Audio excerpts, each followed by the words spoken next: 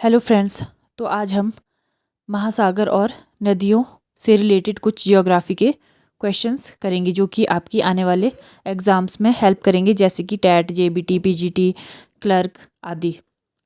तो शुरू करते हैं। दुनिया का सबसे बड़ा महासागर कौन सा है? प्रशांत महासागर। तो दुनिया का सबसे बड़ा महासागर कौन सा है? प्रशांत महासागर। ये सबसे बड़ा भी है और सबसे गहरा भी है, और इसकी जो आकृति है वो ट्रायंगल है, त्रिभुजाकार है, और ये जो है अर्थ के 1/3 भाग पर फैला हुआ है। और विश्व की सबसे गहरी गर्त मेरियाना गर्त जो है विश्व की सबसे गहरी गर्त है, वो भी प्रशांत महासागर में ही है। नेक्स्ट है, अंटार्कटिका महासागर किस महाद्वीप के चारों ओर है?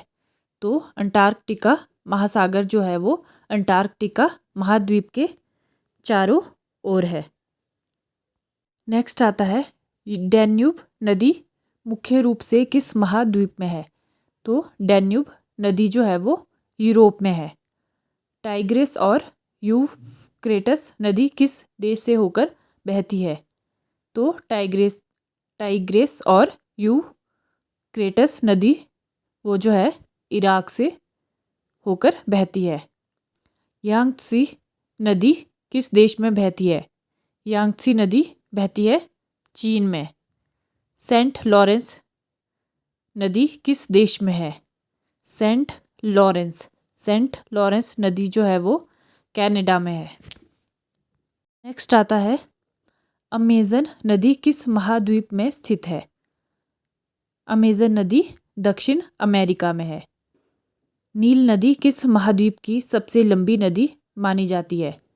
नील नदी जो कि सबसे लंबी नदी है, ये अफ्रीका महाद्वीप में है। मिसिसिपी नदी किस देश में बहती है?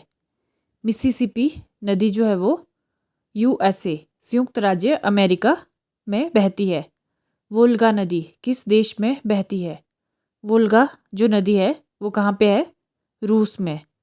गंगा नदी का उद्गम स्थल कहाँ है? गंगा नदी जो है वो कहाँ से निकलती है? गंगोत्री ग्लेशियर, उत्तराखंड। नेक्स्ट आता है, नॉर्वे के प्रसिद्ध फ्योर्ड किस प्रकार की भू आकृति है? तो यह है ग्लेशियल घाटी। दुनिया की सबसे लंबी अंडर वाटर नदी कौन सी मानी जाती है? तो दुनिया की सबसे लंबी अंडर वाटर नदी कौन सी है? कांगो नदी, जो कि अंडरग्राउंड है। रेगिस्तान के बीच बहने वाली नदी को क्या कहते हैं?